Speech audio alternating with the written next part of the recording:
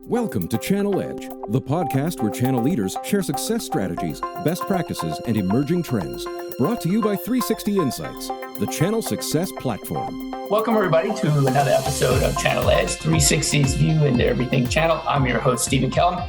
Excited you're joining us today because we're going to dig into marketing. We're digging into the challenges of getting partners to do marketing. And I don't think it's a big surprise for anyone. If you ask anyone in the channel what the biggest obstacles to partner success is today, well, man, there's a lot of them in COVID. But I think the ability to market is huge, right? So we're going to dig into that today. And I'm introducing Marc Monday, who's the VP of Global Strategic Partnerships at Sage. Welcome, Marc. Hey, Stephen, how are you, man? I'm doing well. Those are some rocking glasses that you got on. Well, thanks, buddy. You know, it's hard for me to see, but I thought I'd bring a little pop to the equation. You brought some pop. So a lot of people are going to be listening audio, so they're going to have to tune in, maybe go over to the YouTube channel to see your That's right. glasses, because they're very Elton John. So hopefully, you know, those Elton John fans will see it and be like, yeah, that's right. They are very Elton John. So as we dig into marketing, I think one of the reasons Marc and I decided to do this podcast is we were at Channel Focus North America a couple of weeks ago, and we did a workshop. And the workshop was around assessment of marketing, assessment of maturity assessment for partners. And we thought that was kind of an interesting way to look at it. We really felt like you needed to take another step to it. And it was all about engagement. So we're going to talk a little bit about how you assess marketing maturity and the abilities of a partner. But I think we're going to get into how you engage. And I think one of the cool reason to have Marc on here is because he's done the real deal. He's been there. He's seen it. He knows what works. I think he probably talked to partners about their marketing capabilities, 1,000 times? Oh, easily in the last 25 years. And increasingly, I mean, I'll tell you, maybe in the first 10 years of my time in the channel, it was always around technical capability and competency. And then it was technical capability and competency in selling, technical capability and competency in the cloud. And in the last 3 years, and especially in the last year, it's been about marketing because we had to do everything digitally. And, you know, I think I've said this in a few different forums, but Jay McBain at Forrester is saying 68 to 75% of all customer vendor selection and partner selection is done digitally online before you even see them in your funnel. And so if you're not taking marketing seriously, that time is kind of over. And the other thing that I hear a lot of people say, and I'm not sure I totally agree with it, but is, you know, marketing is now selling and selling is now closing. And I like the way that's portrayed, you know, from a cloud perspective. But I think both disciplines are very important. I would just say the intersection between the two is tighter than it's ever been. Yeah, I think we would do a whole separate podcast just on sales and marketing in separation. Yeah, I'm listening to you talk about what you see now in marketing, what you saw technically a few years ago. I was a partner, I was an MSP in 2008, 2009, 2010. And all the training, everything we got from all of our vendors was all about technical capabilities. And we were VMware and we were Dell, even HP. We went through Cisco, we went through all of that, right? Yep. The big thing for us, for some reason, we ended up doing a lot of marketing. I think we were a little bit ahead of the curve. We were using Twitter and we were writing blogs and we were doing podcasts, but nobody was telling us or measuring our capabilities or even asking about that, Marc. We just happened to come together as a couple of individuals who love to do marketing anyways. And it kind of put us a little bit of the curve. I mean, in 2009, 2010, we were listening to Twitter to see what sort of organizations had problems with their network. I mean, it was really simple stuff. The coolest lead we ever got was a CEO who was complaining on Twitter that his IT staff couldn't get it done, and he just had his whole network go down. And we're like, oh, maybe we should call that guy. Yeah, I mean, you were doing social listening before it was called social listening. I mean, now their whole firm set up just to do that. Yeah, I think I'd be lying if I said we intentionally said, hey, why don't we sit down strategically with Twitter for a pipeline we can build out of that. We were just going, how does this make work? But the funny thing was, and I think going back to what you said, we weren't getting anything from our vendors about that at all, right? We really weren't. So we're going to walk through 5 simple steps on this. And one of the things we like to do on this podcast, besides just riff and go through things that work, and I think Marc would be great at that, is actually build a little bit of structure around it. So we've got 5 key points that we're going to talk about today. And then, Marc, as we go through them, I'd really like your take on I'm not going to say yay or nay, because I don't think there is a yay or nay. I think it's to the extent of who is the individual, what does their channel look like, what do their partners look like, and how significant a role one of these points might play, right? And I think everybody would look at it, maybe they're going to go 10% here, 20% here, 30% there.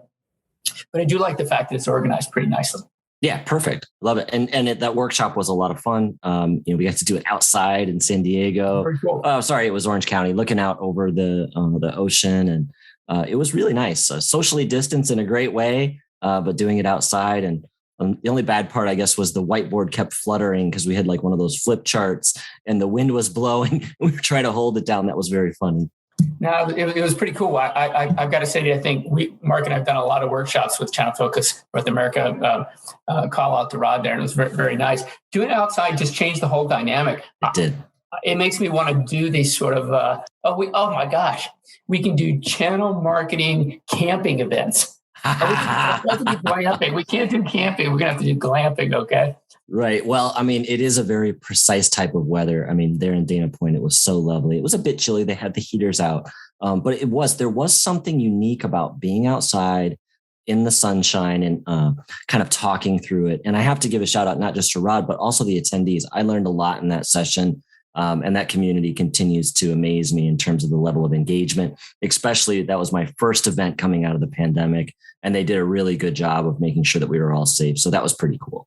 No, I think it was pretty cool. I was actually surprised how many people were there, how many people contributed, and I agree. I learned a lot on that as well. So let's jump into it. And I think the first part is going to be around the assessment. I think the second three maybe to me really start to get an engagement. And the first one is, define the role that you want that partner to play in marketing. Yeah. To me, okay, Mark, that's just common sense. So I'm going to tell you what I think, and you tell me whether I'm right or wrong, and you can go down on. Well, you're 100% right, but go ahead. Okay, yeah. I just think it's total common sense. What's the objective? Define the role, right? I think you've got to find a common ground, and what do you expect your partners to do? Well, I think this is the key, and I'll kind of distill it down to the skill and the will. The first part is, does the partner have the will to do digital marketing? And then secondarily, do they have the skill? If they don't want to do it, you can't make them. But here's what I discovered during the pandemic is if you're accruing MDF, and presumably that MDF was being spent on some sort of partner activity, we couldn't do face-to-face events anymore. There was no funding golf. People were getting kind of worn out on webinars. So what are you really investing in? And so the question is do you have the will to move beyond? And the good news is most partners really did that. You've heard that same famous phrase from Satya Nadella, 2 years of digital transformation or 7 years of digital transformation in 7 months. Right. And it's continued. I think the ones that have been successful were the ones that maybe they didn't have the skill, but they had the will. They wanted to try. And I think that's the first step. The second step is then figuring out what does it take to do next generation digital marketing. And I think that's where you go from a little bit of defining what that, in the session, we called it a maturity model. Yep. Someone else called it a health index, which I really liked a lot. I think health index is more instrumental in terms of what you want, or even just baselining your marketing skill against the ecosystem. I think that's another great way to think. What's your baseline? And from that baseline, what are the things that you need to work on, which I think is probably the most pragmatic approach. Yeah, and I think a lot of people I like the health index as well, too. And I think a lot of people have their version of that. I know Gary Morris at Successful Channels had a list, right? I mean, it's a list. There's a health index. It's a list, Gary. Either way. Well, he actually said it's an algorithm, which I loved even more. Oh, yeah, he did. Yeah. Actually. It's a list driven by an algorithm. Okay. Right. Oh, fine. It's a list. You check this, and the algorithm tells you your health index. Right. Either way, I think it's pretty cool that is becoming commonplace, and it's getting to the point where they can be taken down into that algorithm. Yeah. Oh my gosh. If we wanted to get into the whole data side, well, maybe Mark, you and I should do a separate podcast when we talk about what data is out there and how that data all needs to come together to really give you some predictability. I think that maybe is agree. I mean, that is everyone's challenge. I mean, we have a lot of different signals coming from a lot of different directions. How do you turn that into real signals versus noise? And distilling that is difficult. And so to Gary's point, I mean, making a little bit of a mathematical model does help. And it is super valuable because otherwise you just get overwhelmed with information. No. I think that's I think that is one of the big challenges. Okay. Yeah. And speaking of getting some of that information, I know Gary has his health index and he has the algorithm. I think the second point on this, was survey the partners and understand, what their gaps are, what they're capable, what they're not capable of. Here's my question to you. What does survey mean to you, right? And we have people who have large partner groups. You may have 10,000 partners, but maybe only 300 get MDF. And you maybe have a CAM. I don't know the direct ratio. I think survey could mean a lot of things to a lot of different people. Yeah, I think the notion of asking the partner is important for sure. But I also think as vendors, we can deliver some value. In terms of what is important. What's a good website look like? What's a good experience within your website look like? Right. What is good SEO and SEM look like? Can you get a score based upon where you are today? Because I think that what partners will tend to do is they'll either be overly optimistic or overly pessimistic. And oftentimes technical partners are the most pessimistic, right? Because they're not comfortable with it. They grew up as a time and materials consultant, are really deep in the technology. And they'll be like, well, actually, we're not that great at that. But then when you talk to them, well, what do? Well, we're the best partner at this subvertical in this geography, and we own that market. Well, you're pretty darn good. Now, how do you turn that into a value prop and then turn that into marketing? And so I think a combination of asking, but also a little bit of telling. And I think that's where the vendors owe the ecosystem a little bit of an understanding of what does good look like relative to your peers. It's interesting. I was doing a partner conference about 2 years ago in New Orleans in July. And don't ask me why anybody would do it. Fun. It was like 110 degrees. And I was doing a presentation in 100% humidity. And I was doing it with Google. And we're sitting next to them. And we were sitting there and we're talking to the audience, and we were with their CMO, and we're talking to the partners. I said, hey, raise your hand if you've written a blog lately, and maybe 2 people out of the 100.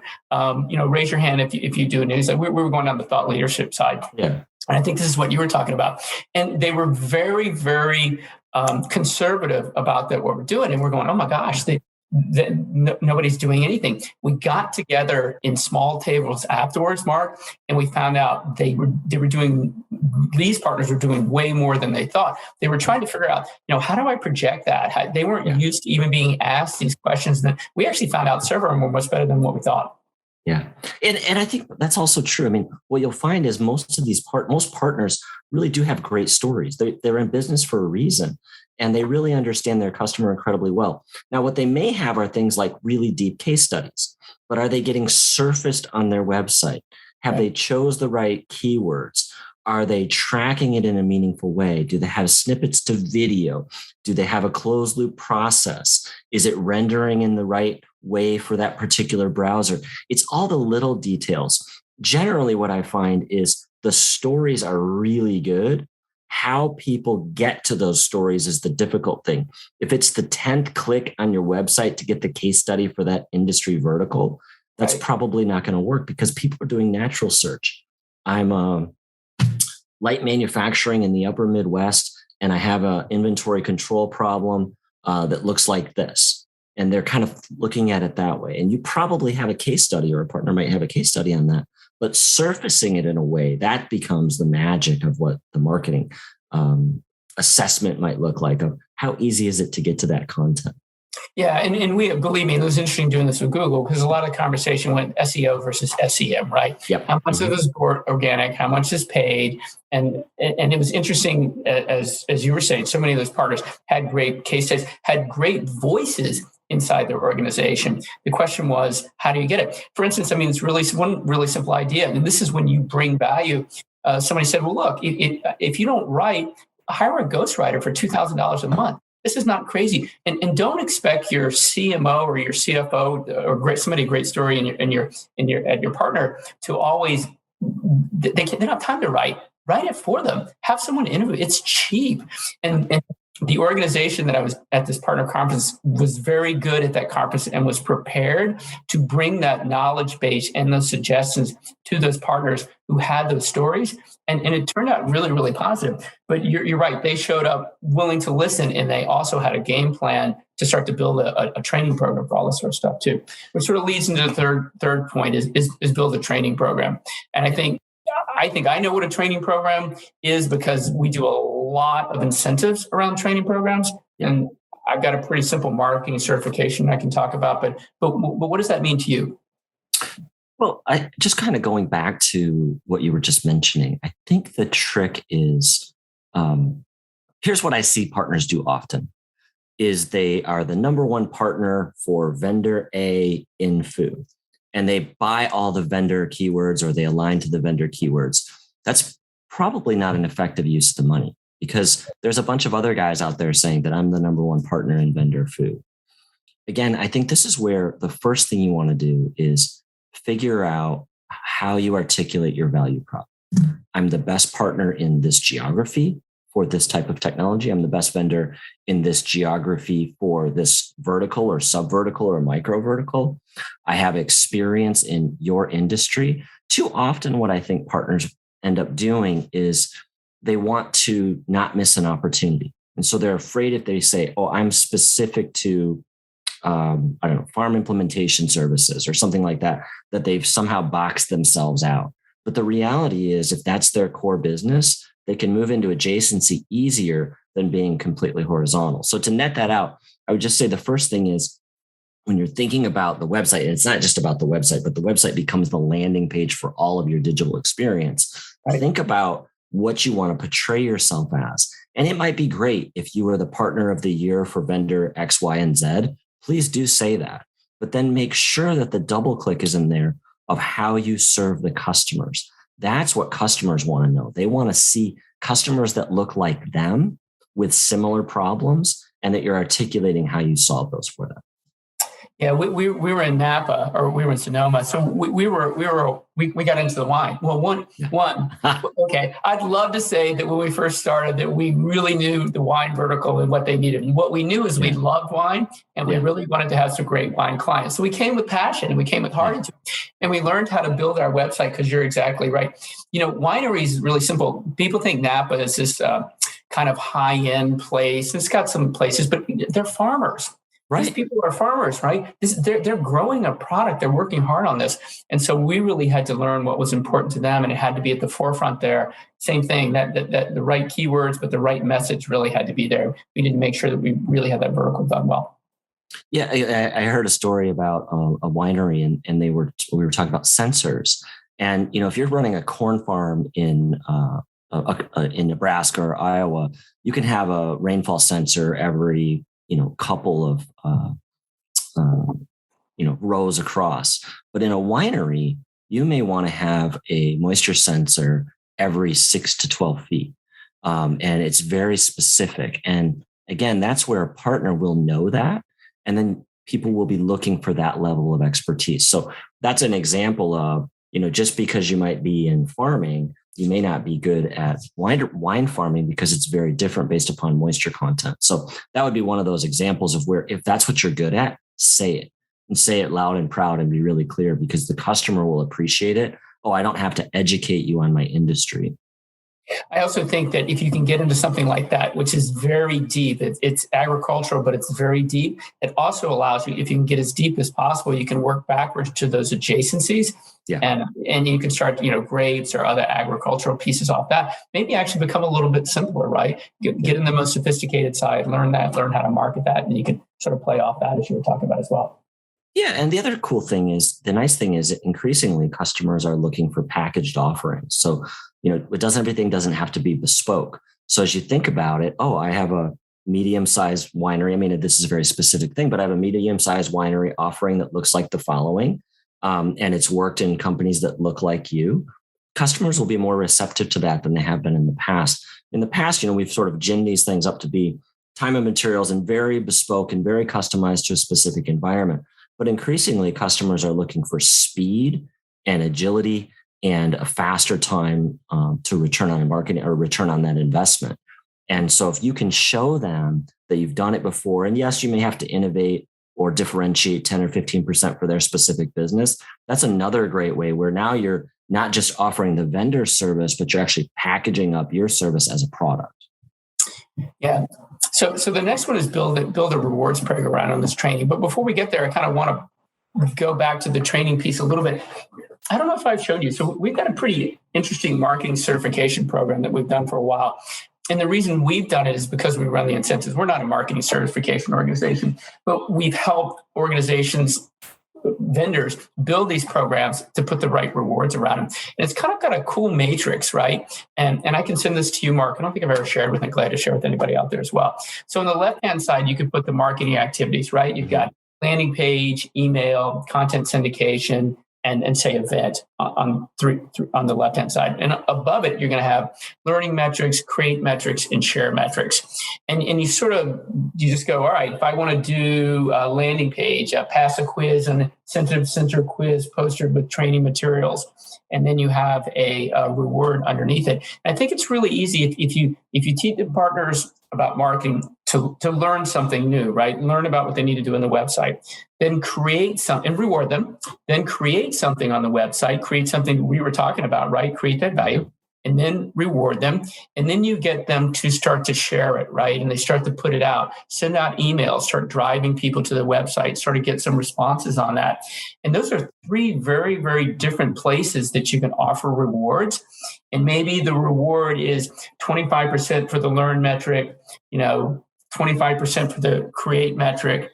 But where you really want them is to share, right? So maybe it's 50%, right? So if you're offering $100 for the first and $100 for the second and maybe $200 for the third, so that's maybe a $400 incentive that gets them all the way through that process. And if you break it down between events and landing pages and emails, you can really create a pretty easy, systematic way for a marketing certification program.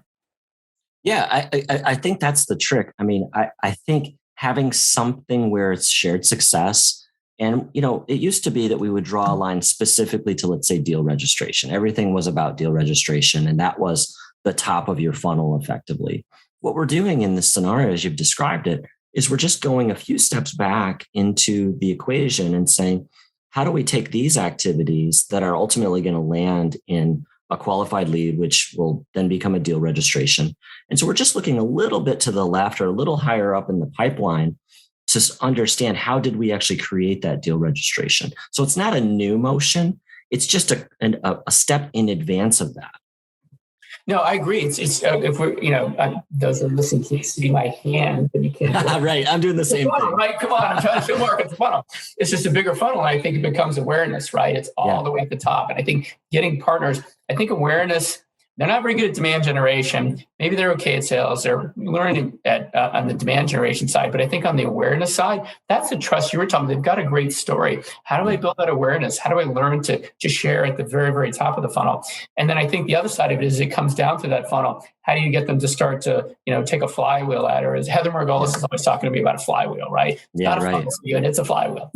Heather, I'm totally on board. But as you come down that, how do you start to go back up? Because you're going to have to repeat it sometimes, right? So, and that's where marketing plays the whole role in the whole flipping thing. Well, you just nailed it. I mean, I think that's the other thing that we all have to appreciate when we're thinking about marketing and the magic of marketing is you got to say the same thing 6, 7, 8, 9, 10 times before it clicks, and just think about it ourselves as we're scrolling through whatever our social feed is. We might have to see the same story 6 or 7 times before there's the day where it's like, oh, that's a thing I want to learn about. And so part of it is, if you've ever seen that Gary Vaynerchuk content management approach, it's take the same piece of content and slice it 700 different ways. It's a video, it's a snippet, it's a Twitter piece, it's a success story, it's something in your SEO. You don't have to keep creating campaigns. You just start slicing the content a bunch of different ways, and you try to meet the customer where they are on the day that they're searching for the thing that's going to solve their pain. Yeah, look, I think we could save a lot of trouble and just send Gary Vaynerchuk's book that was 2008, 2009. Right. Yeah, that's exactly what we were reading back then. And we didn't know, and we read that. We're like, oh, wait, maybe we should do this way, and we should slice it up. We weren't rocket scientists in marketing at all, but that was when our first time I started reading. It was 2008. Yeah, pretty crazy stuff. So I think the final piece really then out of all this, and I think we're talking about this, and it can be a challenge, is monitor that success. And I know that sounds really simple in terms of, okay, we're used to monitoring through POS. The only thing a lot of vendors I know that are used to monitoring is sales success. Yeah. And it's a lagging indicator over and over again. How do you see people successfully managing that top of the funnel, right? Are they getting that? Are they getting that message to the partners? I've seen a couple examples where it's pretty effective. And I think first of all, and again, I hate to go back to the website, but if you build a website and nobody's going to it, then that can be incredibly frustrating. And so the first thing is, as we talked earlier, let's establish a baseline through an assessment or something like that the vendor can do, a third party can do, lots of third parties can do it. They can go scrape websites. And then you can understand, am I driving traffic? And then based upon that traffic, am I driving traffic to specific pages and or campaign codes? And then what does that look like? So I think this is the most important thing, is when vendors are trying to encourage partners to invest in that, they also want to see that there's shared success in that. And so I think that's one of the most important things, is how do you then show that click for a PDF of a case study, or to a campaign code, or even to like an appointment form, is actually making a difference. And those things are really important, because otherwise it does feel like you're sort of shouting into the void. I think the biggest trick is that you got to give it a lot of time. It does take about 6 months of customers seeing your message in different places, depending upon your buying cycle, and appreciating that in that moment, it maybe went past them, but when they have that pain, that they can go and click on it. Yeah, look, I mean, if we come right down to it, it's inquiries to MQLs to SQLs to close, right? And AQLs, and however you want to put it, you can get complicated on what you want to do, but it's really understanding that funnel all the way through. And for me, it's been fascinating, because for the past 10 years, I've looked at it through the lens of an incentive company. And where are vendors encouraging, golf events? I think COVID has done so many partners a favor, because they were going to get buried if they didn't transform anyways. As you said, they needed to do the 7 years and 12 months thing. But we look and see where MDF has gone, right? And so much was just, I think, poorly used. And now it's being used correctly. The interesting thing, are they measuring? I still see vendors look at MDF spend and then try to match sales as an ROI. And they're not going back up the funnel, because they're not getting the partners to measure it, or they don't have an accurate third party. They still haven't figured out really how to measure that top of the funnel across MDF. I think that's the last piece on those sort of incentives, or that kind of incentive, that I think could be really helpful. Yeah, I agree. I think that's always the conundrum, because your marketing investment 6 months ago may have driven pipeline today, and you didn't draw a correlation because maybe you didn't have a campaign code, or it wasn't tracked in deal registration. And that does become a little bit of the alchemy of what you're trying to figure out. But the beautiful thing, and you mentioned at that very beginning, and I would be remiss if I didn't point this out, in this gig economy, there are people that you can hire as freelancers, as vendors, as agencies, who do most of this stuff. Yep. And so this is the other thing I would say for partners and also for vendors, is don't get too spun around the axle of the resource. There are people that are willing to help you write copy, as you talked about, to do blog posts if you need it, to even track this information. And so I think that's the other piece, is being willing to have a little bit of a gig economy marketing department, where you feel like part of having that resource is the orchestration of bringing it together, rather than just going and pointing at your marketing director and saying, why didn't you do? Well, the reality is they may have to use 2 or 3 or 4 different vendor services under that to do that. And then that gives you the ability to do the detailed tracking. Well, and I think we're going full circle. This goes all the way back to the beginning, is identifying your partner's capabilities and not making this crazy, right? One of the vendors that I work on a regular basis divided into 3 categories, and they work very closely to figure out, who at the top of the funnel already knows what they're doing, and they're self-serve. You just need to give them great content, need to make sure they're, and then you've got the people in the middle that, okay, maybe need a little bit of prescriptive to help them out. And maybe they need a little bit of help that you're talking about, right? And they have those individuals, and they can make recommendations, and they can bring in someone who can write copy or interview people or create content for them.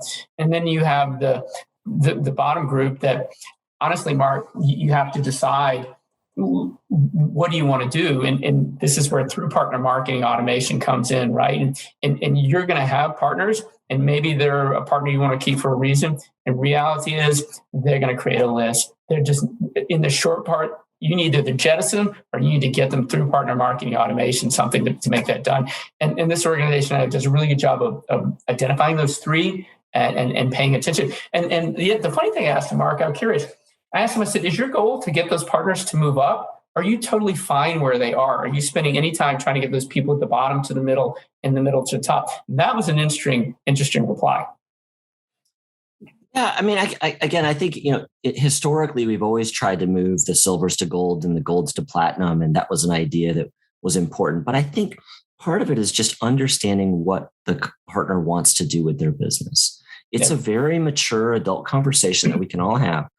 And if you're willing to invest in marketing, here's the journey we can go on together. And if you're not, that's fine. That's a business decision you're making. I may not agree with you. It may not result in the annuity revenue that you're looking for. It may not result in the top of funnel that you're looking for, but that's okay. And I think too often, what I've seen over the years with different vendors is they're trying to put square pegs in round holes. I think as long as you as a partner can say, I'm willing to try. I don't have the skill, or maybe I do, but I'm willing to try. Tell me what the steps are. I think that's the first part. If they say, you know what, I'm just not down for this. I'm not going to hire a marketing person. I don't want to get into this campaign stuff. I'm okay with my website as it is. We just have to appreciate that that's a decision that they've made for their business. We can give them guidance on what we think that might mean for their business. But I think do you have the will to change? Do you have the desire to change? Do you appreciate that having a marketing funnel is going to help your closing funnel? And if you do, we're here to help as a vendor. And here's the way we can get you those skills, either through a full-time employee, through some marketing automation tool, or through a bunch of vendor resources. And the nice thing is there's a huge ecosystem of partners out there, much like yourselves, who can help do much of this work. It's just a matter of deciding, are you willing to bet on the future? And maybe that sounds a little condescending. Are you willing to make the investment? And if you're not, that's okay too. Interesting. And perhaps our next podcast, we can talk about replacing silver, gold, platinum with points-based system. When you went to the tiering thing, I was going, wow, that's a whole podcast on its own. And actually, that'd be a really interesting one to do, because we're seeing an awful lot of people look at the points-based system, and they're getting much more granular because all the data that can move around. And I think that goes back to marketing capabilities is a huge piece of it. And you can get so granular today with the data. You can create around a points-based system. You can really class partners really well. So maybe we do a podcast on that. Yeah, I think it's fair. I mean, it just as maybe a prelude to that. I mean, these tiering programs are really just there for the vendors to segment their partners. They're kind of blunt instruments in a way. To your point, everyone is unique these days. And everyone can go deep into a micro vertical. And so I agree, maybe a point system is more valuable. I would say just for vendors in general, I think vendors are thinking about a few important things. And if you're a partner, if you can align to that, it's important. It's around market share, and it's around annual recurring revenue. And that means new logos and new annuity contracts. And if you can anchor in that reality, then I think you'll get a lot of joy from the various vendors that are out there. All right, Mark, thank you for joining us. Really good conversation. What's the best way for people to connect with you? I spend time on LinkedIn. That's probably the best place to see me.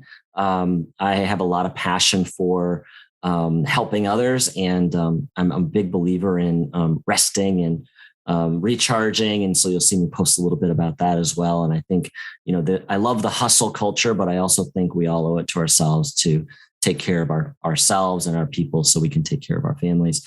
But yeah, look me up on LinkedIn. You'll see me there. Give me a follow. And it's been such a joy spending time with you, Stephen. I look forward to getting together again. Not that we were going to just talk about wine, but we can talk about other topics as well. Very, very nice.